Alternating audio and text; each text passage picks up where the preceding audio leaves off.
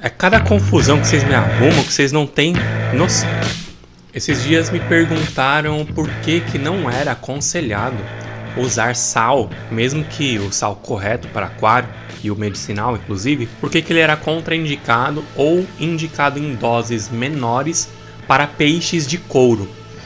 E aí eu respondi assim, com bastante firmeza, aquela minha clássica resposta para perguntas difíceis, que é: não sei. Porque realmente eu não sei. A gente aprende certas coisas no aquarismo e sai seguindo essa regra sem saber por que seguindo essa regra. E eu sempre fiz o uso do sal em aquários para tratamentos, questões medicinais principalmente, né, para eliminar parasitas, e nunca soube o porquê.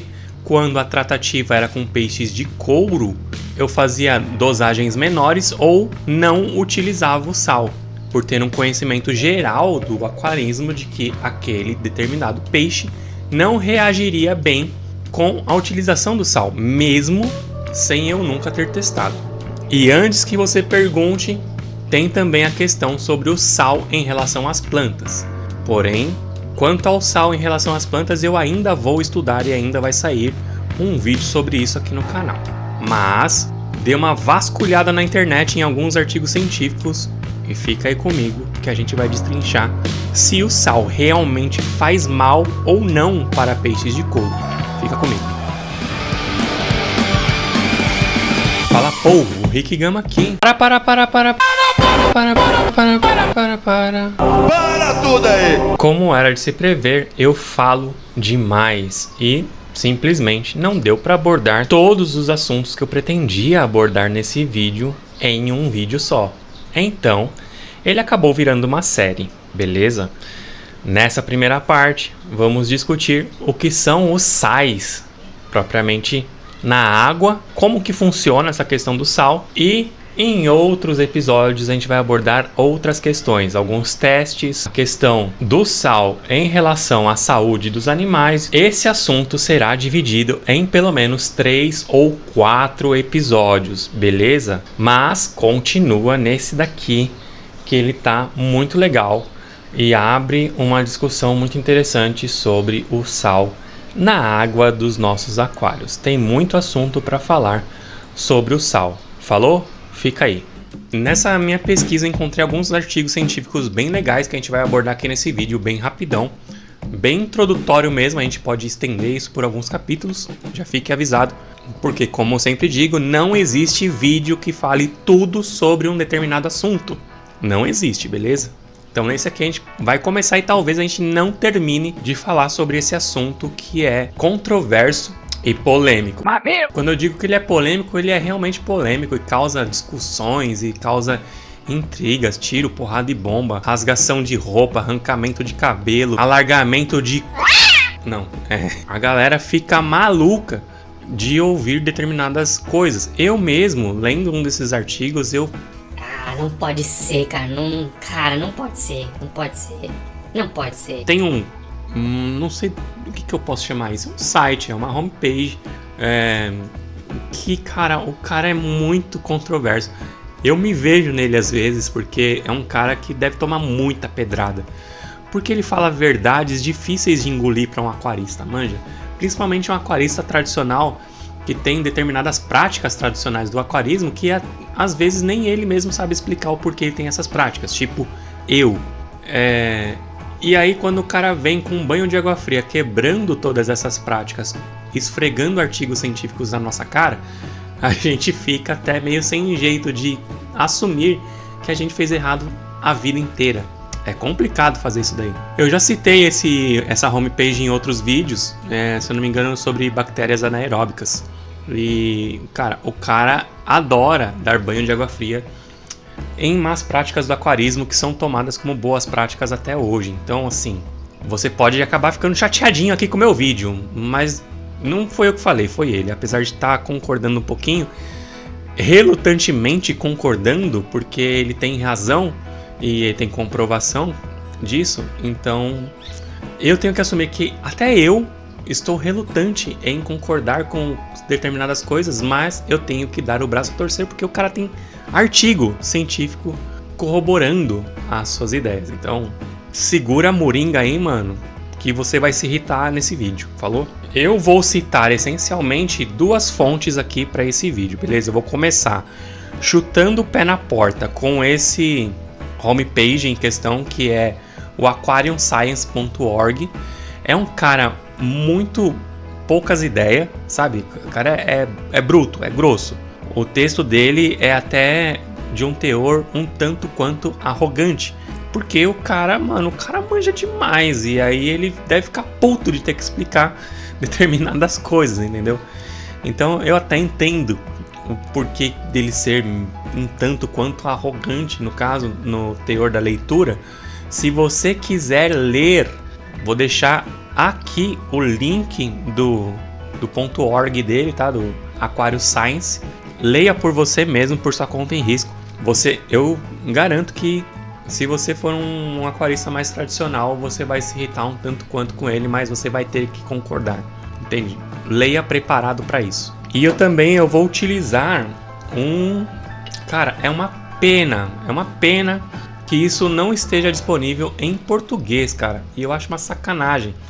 Tá disponível só em inglês, você vai ter que usar o Google Tradutor aí do lado para ir lendo o artigo completo. Isso sim é um artigo científico. Pessoal, eu vou deixar aqui o QR Code desse artigo científico, só que ele não funciona em celular, cara. Ó, aparece essa mensagem aqui. Só é possível abrir no computador. Tá, como é que eu vou ler o QR Code e não conseguir abrir no computador? Leia o QR Code para você ter acesso ao link, que é gigantesco o link. Copia esse link, manda para um WhatsApp da vida e aí abre o WhatsApp no computador, clica nesse link que vai conseguir abrir o artigo científico, beleza? Pelo celular, o responsivo desse site não está funcionando, tá? Não funciona bem. Não sei se é só no meu celular, de repente, se em outros celulares vai conseguir abrir melhor, ou se é uma questão geral mesmo do site. Tem como você tentar aqui no celular, você clicando nas opções do seu navegador, ver a versão para computador. Talvez ele abra, vamos ver se abre. Ó, também não abre. Ó, no meu celular não tá abrindo, eu não sei se no seu vai funcionar, mas dessa outra forma que eu falei funciona. Joga o link pro computador que vai abrir certinho um PDF, beleza? Porque, cara, foi muito difícil de achar um link que levasse a esse artigo de uma forma que eu pudesse copiar o texto dele e traduzindo no Google. É uma pena que esse artigo não esteja disponível assim de uma forma mais facilitada, tá? Somente, sei lá, cursando alguma coisa na Embrapa, que você teria um acesso mais facilitado a isso. Mas tá aí, clica aí nesse link que vai te levar. Eu não sei também por quanto tempo esse link vai ficar disponível, então aproveita enquanto esse artigo está disponível dessa forma. E também é uma pena que eu não encontrei ele em português. É uma pena mesmo. Aí tem que ficar copiando o texto do artigo em inglês, jogando no tradutor para poder ter acesso à informação de uma forma mais entendível. Beleza? Mas tá aí o link disponível. Falou? Um artigo que foi para revisão de várias revistas aí respeitadas, tá? Escrito por Marcos Tavares Dias. Ele é da Embrapa lá do Macapá. Ou seja, é produto nosso, mano. É um brasileiro. Escreveu o artigo aqui em inglês. É um artigo muito difícil de achar ele gratuitamente, inclusive. Então eu vou deixar o link aqui, ó, do artigo grátis para vocês. Se vocês procurarem esse artigo sem esse link aqui, ó, vocês só vão achar ele pago por aí. Só porque as pessoas, elas vendem. Eu acho justo, tá certo. Mas eu costumo garimpar bem garimpadinho e eu consigo achar esses artigos meio de grátis. Então, ó, aproveite enquanto ele tá de grátis aqui nesse link. É um artigo muito bom. Pena que está em inglês. Aí você vai ter que usar de uma ferramenta de tradução aí. Toxicidade fisiológica, hispatológica, manuseio, crescimento e efeitos antiparasitários do cloreto de sódio na aquicultura de peixes de água doce. Beleza? Então, é a recomendação de um especialista da Embrapa de como utilizar o sal nos aquários. Eu vou utilizar então primeiro o nosso .org, lá do nosso amigo simpático, o David Borgett, falando sobre sais na água, né?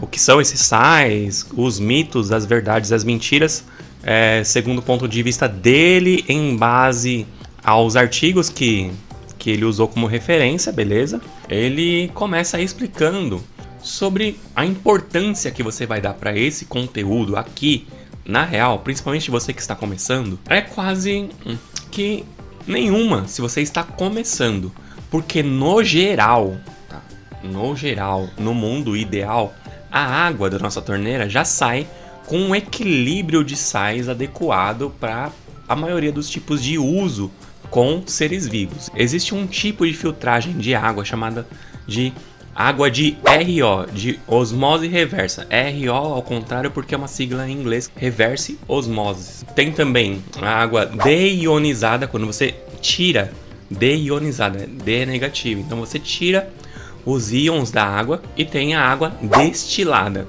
Todos esses processos de filtragem ou de depuração da água, você perde todos os minerais da água. Então a água vem sem nenhum mineral, vem H2O puro, sem nenhum mineral. Os minerais que a água carrega são chamadas de sais. Então quando a gente fala de sal na água, a gente não está falando somente do cloreto de sódio. Cloreto de sódio é o principal mineral de estudo aqui nesse vídeo, mas a água não vem carregada somente com cloreto de sódio. Todos os outros minerais têm igual importância na manutenção da vida. Tá, mas e essas águas depuradas dessa forma são utilizadas no aquarismo? Sim, principalmente para quem tem aquário marinho ou um aquário muito específico, onde ele precisa calibrar essas questões minerais de uma forma muito fina.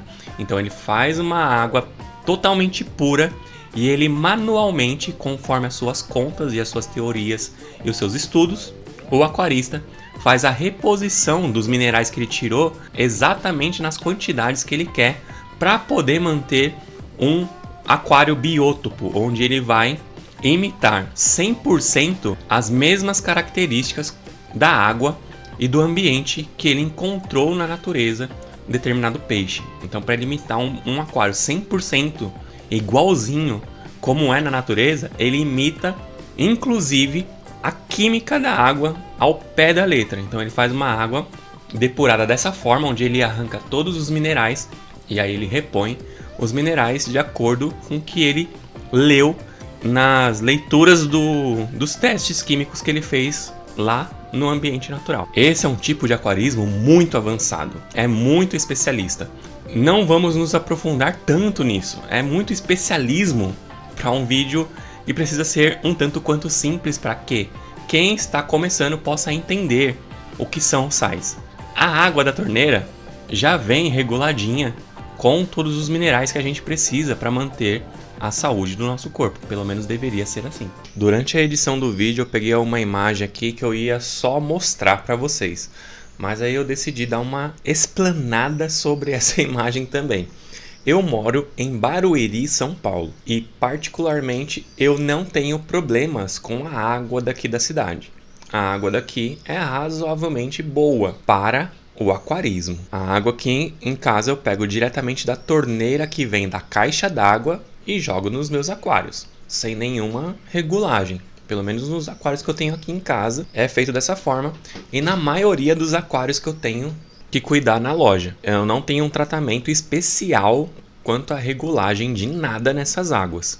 Direto da caixa d'água para o meu aquário. Por que eu pego direto da caixa d'água e não direto da rua, se a água é tão boa? Porque mesmo a água sendo tão boa, ela vem com um pouco de cloro. Normal, a água da torneira direto da rua vem com cloro. E eu não quero esse cloro dentro do meu aquário. Para o cloro sumir, basta a água descansar um pouco. Então, na caixa d'água, ela tem essa função de dar uma descansada. Então, quando eu chego de manhã lá na loja, a água da caixa já descansou a noite toda. É seguro colocar essa água dentro do aquário. Aqui em casa, da mesma forma. Normalmente eu lido com os meus aquários pela madrugada. A água já descansou, já está pronta para poder entrar nos meus aquários. Ai, você não usa anticloro? Não. Mas você não vende anticloro? Vendo. Então o que você recomenda? Usar anticloro ou não usar anticloro? usa anticloro. Faço o que eu digo, não faço o que eu faço? É, bem por aí. Veja bem, a utilização de um anticloro, se ele for um bom anticloro de qualidade, ela é importante não só para remover o cloro. Um bom anticloro, ele além de remover o cloro, ele vai neutralizar amônia e vários metais pesados. Neutralizar metais pesados, porque não tem como desaparecer com os metais pesados da água. Ele neutraliza tudo isso daí e dá a oportunidade de, sei lá, de sair numa TPA ou num filtro. Essa é a importância de usar um bom anticloro.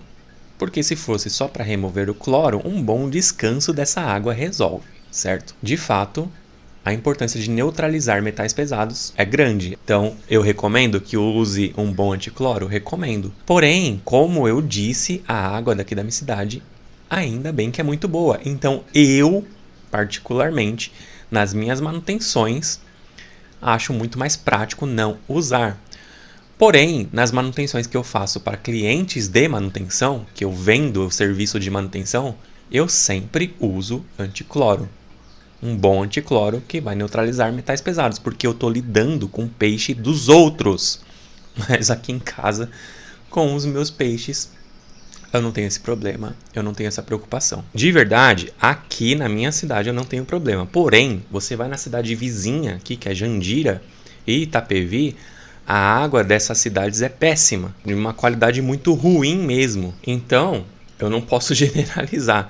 O ideal seria que em todos os lugares do Brasil a água viesse da torneira com a mesma qualidade, ou até melhor, quem sabe, do que a que eu recebo aqui na minha casa. Aqui na minha casa, ainda bem que a minha água vem muito boa. E eu não tenho essa preocupação. A água daqui, da minha região, vem tão boa que olha a propaganda que a empresa que cuida da água aqui na cidade coloca. Eles incentivam você a beber a água direto da torneira. Mesmo assim, eu e todo mundo que eu conheço, a não ser o meu filho, que é teimoso, eu não bebo a água da torneira, eu bebo a água do filtro. Eu passo a água que vem da estação de tratamento por um filtro e bebo essa água que vem do filtro. A água vem da estação, eu passo pelo filtro e eu bebo a água do filtro. O meu filho, por exemplo, ele é teimoso e ele não pega a água do filtro, ele quer mais rápido, então ele pega direto da torneira. Nunca teve nenhum problema, né? Eu, por questão de costume, eu não consigo beber a água direto da torneira. Embora a estação de tratamento aqui garante tão bem que a água é de fato boa, que a própria estação de tratamento incentiva os moradores a beber a água da torneira. Deixa aí no comentário como que é a água da sua cidade. Você tem coragem de tomar a água da sua cidade direto da torneira? Eu tenho um seguinte conceito: se a água é boa para mim, ela deve ser boa para os meus peixes e vice-versa, entende? Mesmo assim, embora eu use água direto da torneira nos meus aquários, eu não bebo a água direto da torneira. E nem bebo a água do meu aquário.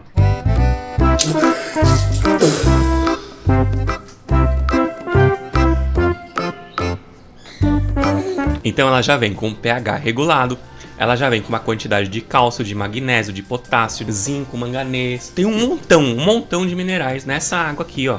Tem um montão de minerais importantes para a manutenção da vida. Se a gente ferver essa água até ela secar na panela, você vai ver que vai ficar uma poeirinha. Isso são os sais que estão presentes na água. Eles devem ser calibrados de acordo com uma lei de saúde ambiental que você pode encontrar aí pela internet. Eu já mostrei sobre isso em algum vídeo no canal que eu não vou lembrar agora.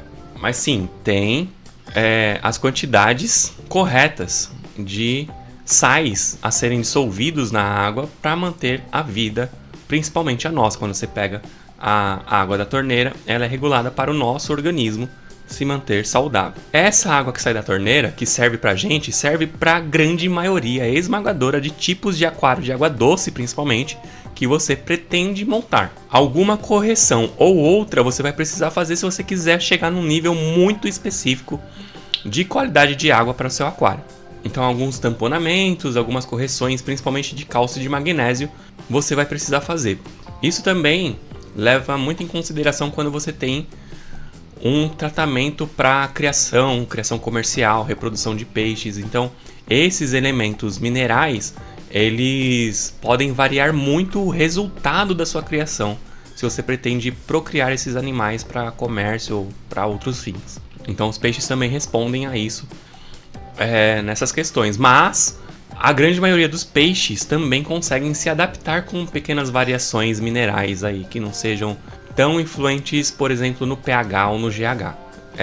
Mas algumas pequenas variações não fica muito difícil da maioria dos peixes se adaptarem, beleza? Então, isso tudo foi só para explicar que sal não é basicamente o cloreto de sódio, aquele sal que a gente usa na cozinha. Quando a gente está falando de sal, a gente está falando de uma composição mineral, com vários minerais, com várias partículas minerais, vários metais que estão presentes na água. Mas o efeito de um deles é de extrema importância no aquarismo, que é o efeito do cloreto de sódio. Então fica ligado nesse cara, cloreto de sódio, beleza? A gente vai citar outros aqui, mas o principal é esse. Bom, uma maneira comum de se determinar a quantidade de minerais que tem na água é usando uma caneta TDS. Você vai conseguir fazer uma medição geral, não vai conseguir determinar exatamente qual mineral que você tem na água, mas alguns equipamentos trazem essas informações, mas no geral uma caneta TDS vai te trazer a quantidade geral de minerais que tem, a condutividade da água, a capacidade da água de conduzir a eletricidade.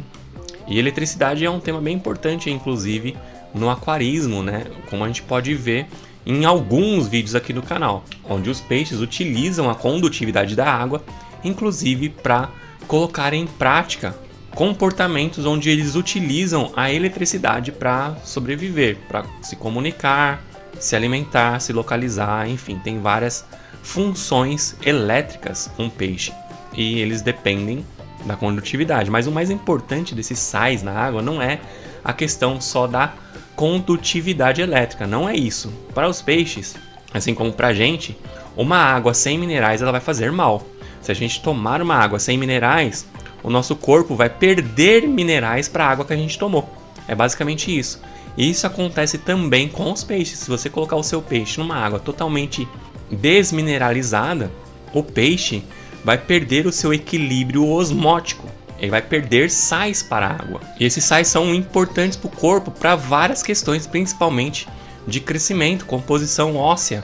Tem um monte de questões em que o corpo do peixe utiliza esses minerais para se manter equilibrado. Então, se você coloca ele numa água desmineralizada, com certeza ele vai ter um colapso e vai morrer perdendo minerais, sendo esses minerais dissolvidos na água.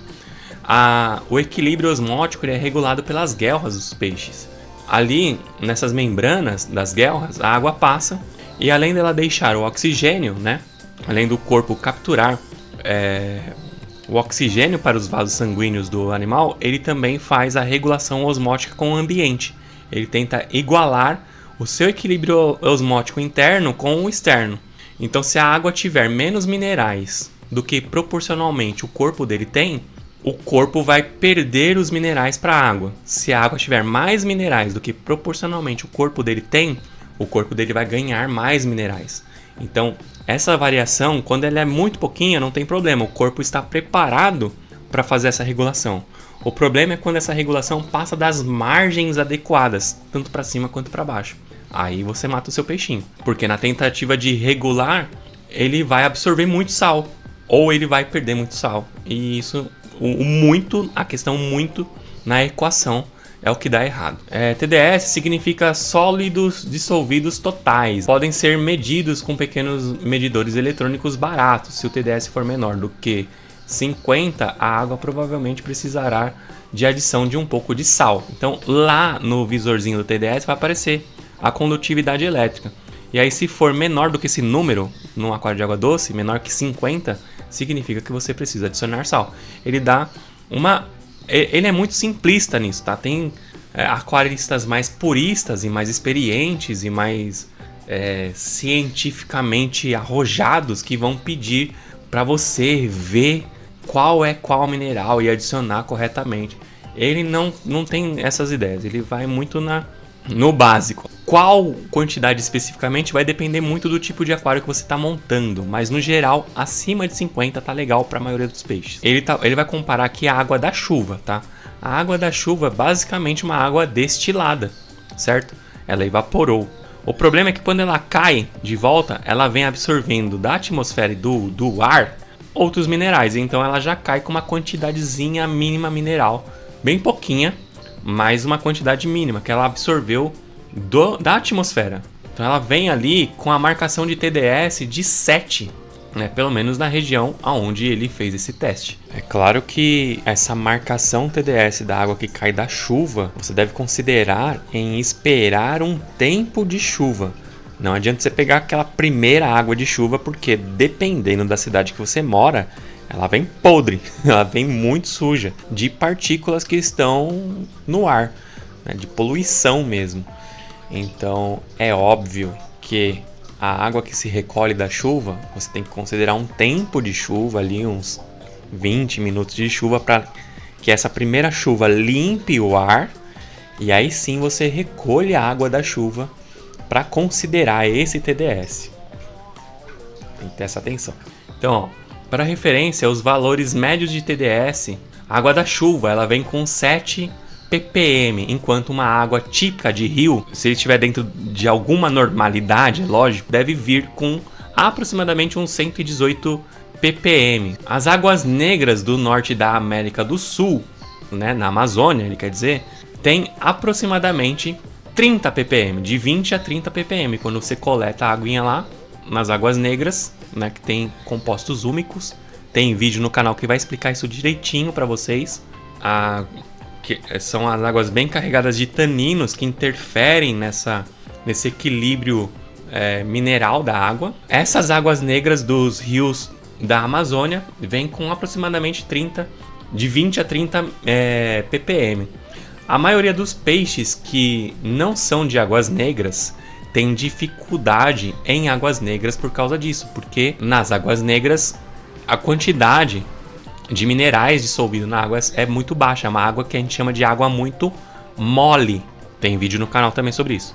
Água mole, água sem minerais, água sem dureza.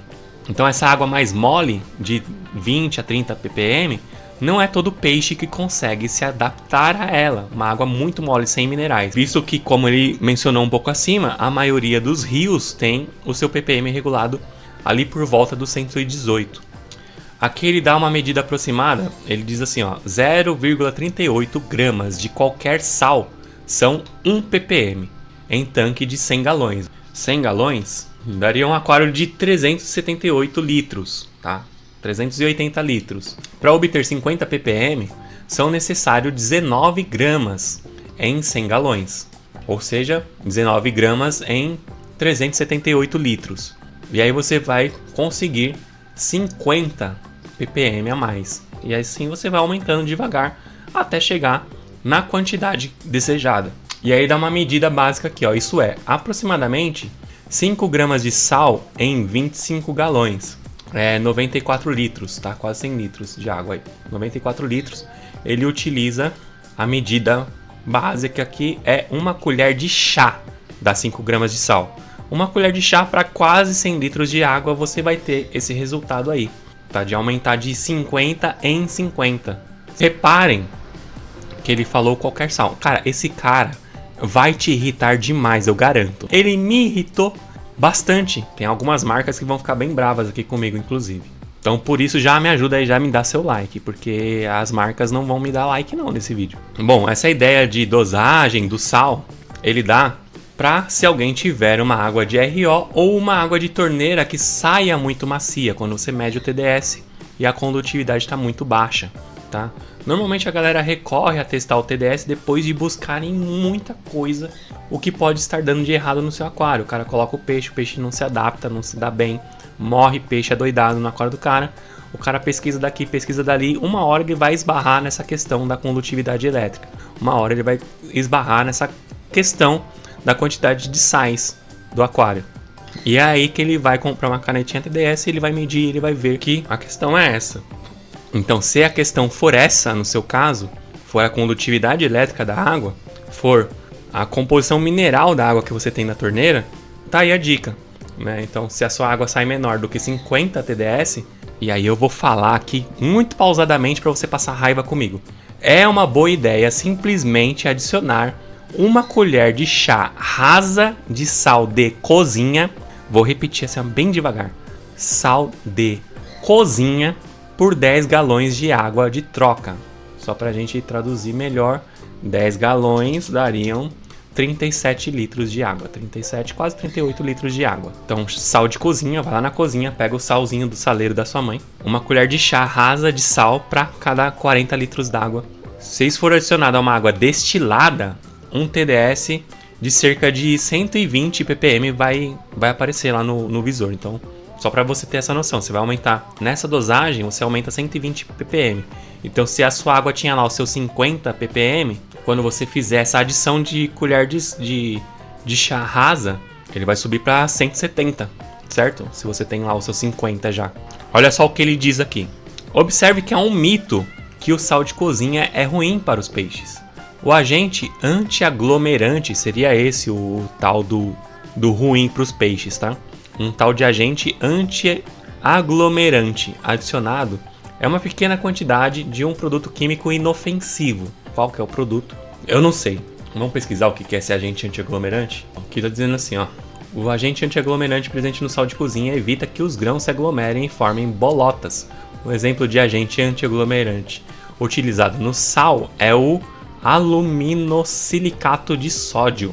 Vamos pesquisar o que é um aluminosilicato de sódio. Ó, tem também um tal de ferrocianeto de potássio, é usado em várias indústrias e amplamente utilizado, por exemplo, como um agente antiaglomerante de sal da estrada ou no sal de mesa. O ferrocianeto de potássio também é usado na produção de vinho e ácido cítrico. Também é usado para fazer fertilizante para plantas. Então vamos pesquisar aqui primeiro. O aluminosilicato de sódio é um exemplo de agente antiaglomerante utilizado no sal de cozinha e no leite em pó. Leite em pó está para criança, cara, na moral. Como um sal de alumínio. O aluminosilicato pode causar risco à saúde humana. O alumínio é conhecido por causar problemas na placenta durante a gravidez e está diretamente ligado ao Alzheimer, ao Parkinson e à osteoporose. Então, esse tal de aluminosilicato de sódio, que o nosso autor lá do blogzinho tá falando que não faz mal nenhum, tem aí seus relatos que faz mal. Mas isso a gente tem que levar em consideração as quantidades utilizadas também, né? Não é a mesma coisa você dar uma colherada no aluminosilicato de sódio e comer essa colherada. É diferente de você colocar um pouquinho disso numa grande quantidade de sal. Sei lá, como ele tá dizendo aqui. Cara, não sei, tá? É por sua conta em risco você concordar ou discordar do cara. Também conhecido como hexacianoferrato 3 de potássio, é um composto químico com fórmula K3FeCN6. É um sal neutro de cor vermelha brilhante, solúvel em água e com propriedades tóxicas. Eu não usaria o sal de cozinha, o sal iodado. Não usaria. Por quê? Porque ele pode conter esses antiaglomerantes. Tá? Lendo aqui o que são essas coisas, eu nunca vi. Eu nunca estudei sobre isso. É a primeira vez. Estou estudando isso para mostrar aqui para vocês. Então assim, ó. Nessa minha primeira leitura, eu também concordo de não utilizar o sal de cozinha. Falou, tem outros sais aí pra gente usar. Principalmente o sal marinho comprado em loja de aquário. Então se for para aumentar o TDS, utilizando um sal, eu utilizaria o sal de aquário marinho. Que você vai gastar aí, sei lá, uns R$30 o quilo, mais ou menos. Acho que nem isso. Uns R$30 por quilo, comprado no granel. E você tem um sal aí bom. E dependendo do sal, da marca e do modelo do sal, ele já vem com vários outros minerais importantes. Então, se for para utilizar um sal no aquário, eu utilizaria o sal marinho. O sal sintético marinho para aquário. É o que eu utilizaria. No texto escrito aqui no blog do David, ele está dizendo assim, ó. Observe que é um mito que o sal de cozinha é ruim para os peixes. O agente antiaglomerante adicionado é uma pequena quantidade de um produto químico inofensivo. Essa questão, produto químico inofensivo, eu não sei se no país dele, né, tem essa. Porque aqui no Brasil, o que a gente leu aí, sei lá, né, eu fiquei meio assim também de usar o sal de cozinha, concordo de não usar.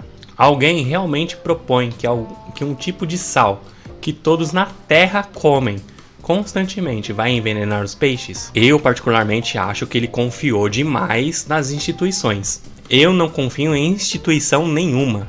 Olha só, eu poderia abrir um parênteses enorme aqui, mas com certeza ia mudar de assunto. Só tenho que frisar que no Brasil, as questões legais que determinam níveis de quantidades de substâncias perigosas nos alimentos, perigosas para a saúde, são tratadas de uma forma muito diferente e eu diria muito desleixada aqui no Brasil. É um fato bem conhecido esse, que no Brasil os níveis são bem diferentes do que é tratado como seguro no restante do mundo. Então pode ser uma diferença dessa. A legislação e a fiscalização no país do David Borgert pode ser bem mais rigorosa do que aqui no Brasil. Resumidamente, eu não aconselho você a usar o sal de cozinha, beleza? Então assim, eu acho que ele está confiando demais que as instituições estão cuidando da saúde dele. Vamos ler novamente para ver se você concorda comigo ou discorda de mim. Alguém realmente propõe que um tipo de sal que todos na Terra comem constantemente vai envenenar peixes? Eu prefiro não usar. Falou? Isso sou eu e isso aqui é ele. Ele está falando que não faz problema. Eu tenho minhas dúvidas, então eu não utilizaria o sal de cozinha. Eu utilizaria aí o sal marinho para aquário, já que a proposta é essa, que sal é tudo sal, então vou usar o sal de aquário, que pelo menos eu sei que não faz mal para aquário. E se a questão da toxicidade do produto é o tal do antiaglomerante, eu sei que o sal de aquário não tem esse tal de antiaglomerante, porque justamente ele aglomera se você não guarda direito. Então eu prefiro não usar o sal de cozinha. Essa adição de sal é muito flexível, pode ser adicionado sal de cozinha, sal de aquário, bicarbonato de sódio e sal Epsom, ou uma mistura de todos eles. O importante é obter o TDS acima de 50. O sal usado é irrelevante. Então ele citou vários tipos de sais aqui que eu vou mostrar para vocês, inclusive, que servem para aumentar o TDS. Ele sugere, inclusive, nesse texto aqui, uma mistura bem interessante de sais para você poder fazer em casa aí e poder chegar a resultados mais precisos. Ele diz assim, ó, como alternativa, se você for realmente um defensor da perfeição, adicione o seguinte. Aí dá uma receitinha aqui, ó. 10 gramas de sais de Epsom, que é o sulfato de magnésio, 10 gramas de sulfato de cálcio hidratado. Ele diz que é fácil de encontrar na Amazon. Vamos ver. 5 gramas de sal de cozinha, cloreto de sódio, 5 gramas de bicarbonato de sódio. Misture bem e adicione uma colher de chá rasa dessa mistura por 10 galões de água, de RO. Vamos ver se a gente acha no Mercado Livre essas coisas. Aí o sal Epsom, vamos ver que diabos de que é isso aí, sais de Epsom. Ó, sal de Epsom, sulfato de magnésio. 1 kg, R$31 no Mercado Livre, 1 kg. Sal de Epsom. Vamos ver esse sulfato de cálcio hidratado. Esse é o que ele cita como facilmente encontrado na Amazon. Vamos ver mais um na aba do Mercado Livre. Eita, isso é gesso. É isso mesmo? Ó, aqui tá dizendo que é o gesso. Sulfato de cálcio hidratado, também conhecido como gipsita ou pedra de gesso. É um mineral com fórmula química, cálcio, um monte de coisa aí. E tem diversas aplicações como construção civil, ortopedia e condição do solo. Resumidamente, ele está dizendo aqui que usar sal de Epsom, que a gente viu lá, 30 e poucos reais o quilo, 10 gramas de gesso, 5 gramas de sal de cozinha e 5 gramas de bicarbonato de sódio, você pode usar uma mistura de 10 galões de água de RO para chegar num TDS básico. De verdade mesmo, eu tenho lá minhas dúvidas. Posso até testar essa parada aí futuramente nos próximos episódios. Mas tenho minhas dúvidas, de verdade. Aí ele complementa dizendo assim, ó, isso é totalmente desnecessário. Mas é fácil de fazer, muito barato e não tem desvantagens. Muitos gostam de fazer isso em seus aquários, independente da composição da água de torneira. Isso é perfeitamente bom e não fará mal a nenhum peixe. Essa composição é muito melhor e muito mais barata do que usar sais comerciais. Aí tá dando um pontapézinho nas marcas, né? Ele chuta as marcas aqui logo na frente. Um pouquinho mais pra frente, lá no texto dele, ele dá um exemplo sobre os sais por biótopo. Então ele dá aqui alguns exemplos, né? Você vai ver que os parâmetros mudam de tipo de água para água, né? Vou colocar os 3 aqui, ó. E aí você vai ver que no Lago Malawi, um aquário comunitário e um aquário de águas negras, né? Um aquário amazônico.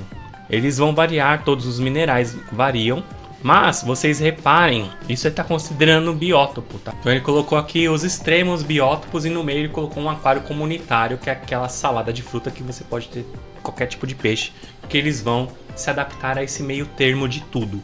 Meio termo de temperatura, meio termo de química da água, meio termo de um monte de coisa. Então o aquário comunitário é mais ou menos isso, um meio termo. Aí você tem num extremo um aquário Malawi, que é um aquário duro, alcalino, né, com temperaturas amenas, enfim. Aí você tem um aquário amazônico, que é um aquário mole, com temperaturas mais altas. No Lago Malawi, vamos nos concentrar aqui principalmente no TDS e no sódio. Então, ó, de sódio tem 21 ppm, o TDS vai marcar, no TDS vai marcar 130, 140. Um aquário comunitário, o sódio ele marca lá de 5 a 15 e de TDS ele vai marcar de 70 a 200. E o aquário amazônico, o sódio 1 ppm, ele vai marcar TDS de 40 a 60. Então um TDS bem baixinho, que é água bem molinha, né? Tem poucos minerais. Isso aí serve para ilustrar como diferenciam, né, as composições minerais que se encontram nos aquários. Dependendo do aquário que você monta, que você quer montar, você vai ter que regular ele de uma forma para que seu peixe tenha uma vida legal naquele ambiente. Aqui ele dá uma outra cacetada na gente, dizendo assim, ó, note que há todo tipo de mitos envolvendo sais. Por exemplo, as mídias sociais dirão para que você deve manter vivíparos em água com sal adicionado. Vivíparos se dão bem em quase qualquer concentração de sal e devem ser considerados peixes comunitários. Eu concordo que sim, eles são adaptáveis, eles podem viver em qualquer tipo de aquário comunitário. Tenho exemplos de amigos que tem. Lá na loja mesmo a gente tem molinésia, espadinha, lebistes, enfim, a gente tem um monte de vivíparos conhecidos que estão em água normal, sem adição nenhuma. Porém, eu reparo que quando eu coloco sal na água dos vivíparos, eles se sentem mais confortáveis, têm um desenvolvimento melhor, duram muito mais tempo, vivem muito mais. Então isso é a minha experiência, tá? O que ele está dizendo aqui é que não é necessário. Ó, existem alguns sites que focam na quantidade de sais na água, conforme determinado por medições de sólidos dissolvidos totais, o TDS. Eles dizem que se você pegar um peixe de água que tem um TDS de 50 e colocar em uma água do Lago Tanganica, que tem 300, o peixe sofrerá e morrerá em alguns dias. Eles dizem que isso ocorre por causa do choque osmorregulatório. Isso é o que a gente conhece e eu concordo. Tem uma regulagem osmótica que deve ser respeitada. Parece bom, já que um salto de 50 para 300 é obviamente muito significativo, certo? Aí ele diz assim, ó, é errado. As células dentro das guelras de um peixe têm um TDS de 9.000 ppm, o que o torna 50 para 300 um salto insignificante. As paredes celulares de todos os animais têm algo chamado de camada bilipídica, que é muito eficaz em manter fora qualquer coisa iônica como sais. Então mesmo ir de 50 para 1.000 não matará o peixe. Eita, falando isso a longo prazo ou tipo assim, só um banhozinho de sal? Níveis de sal muito maiores que 1.000 são frequentemente usados para matar parasitas externos em peixe sem causar danos ao peixe. Banhos de sal, banho, são comumente usados para tratar peixes na concentração de sal da água do mar ou 35 ppm. Num banho de sal realmente não vejo problema, né? Algo muito rápido para matar os parasitas, porque principalmente parasitas externos, porque essa diferenciação osmótica se faz mal para algum ser vivo, né? Às vezes um ser vivo menor, no caso um parasita, seja mais sensível do que um ser vivo maior. Vai demorar um pouco mais para sentir essas diferenças. Então um banho de sal, uma alta concentração para matar parasitas, é altamente recomendado, inclusive no segundo artigo que a gente vai ver aqui nesse vídeo. Eu considero ruim você manter o peixe num TDS diferente do que ele é habituado. Eu sou contra muitas questões desse autor aqui, mas o artigo dele serve para mostrar pra gente apenas a utilização, o que são esses sais, né?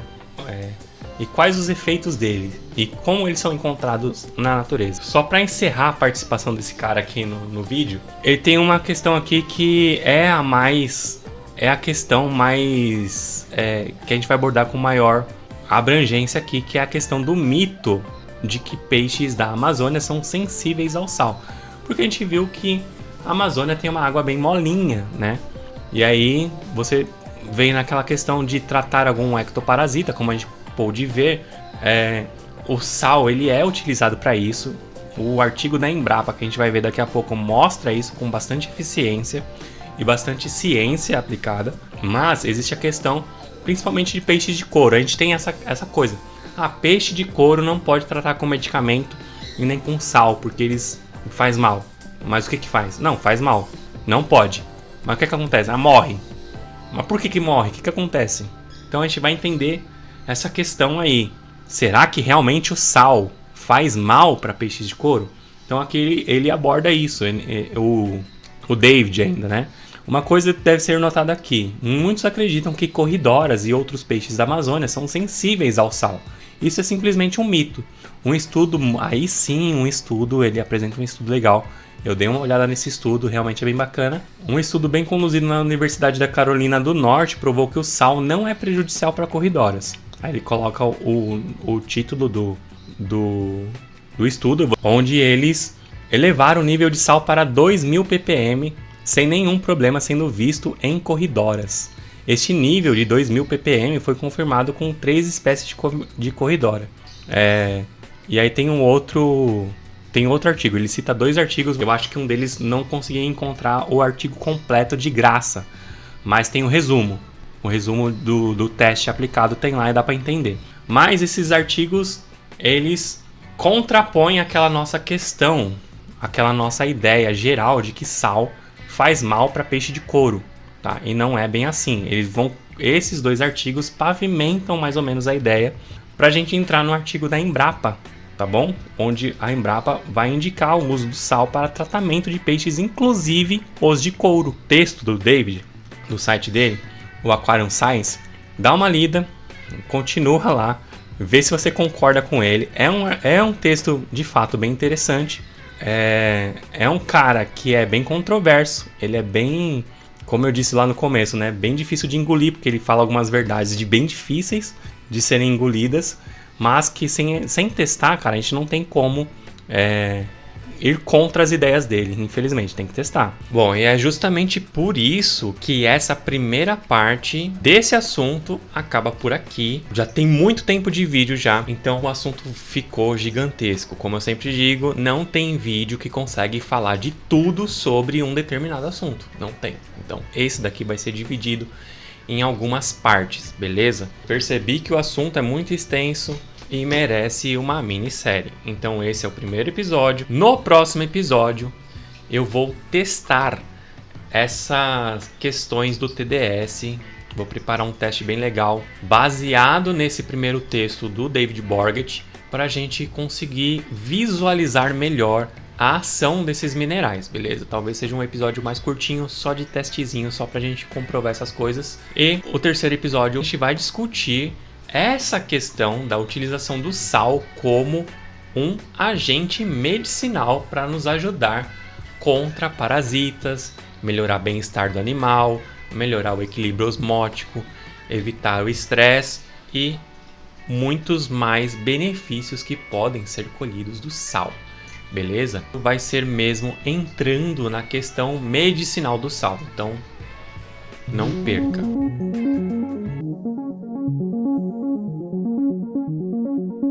E aí não se esqueça daquela coisa que eu sempre digo: curta, comenta, compartilha esse vídeo que vocês me ajudam pra caramba, beleza? Cara, curte aí, porque eu tava doente pra caramba nesse dia.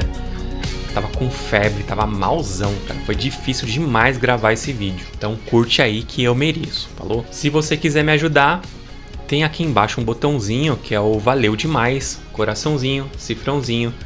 Com ele você consegue ajudar o canal doando R$2, é muito legal. Se você quiser me ajudar um pouco menos, quem sabe, ou quem sabe um pouco mais, tem também o meu Pix. Ó, vou deixar aqui o meu Pix, beleza? Faz lá a doação que você quiser, cara. Me dá R$1, mano.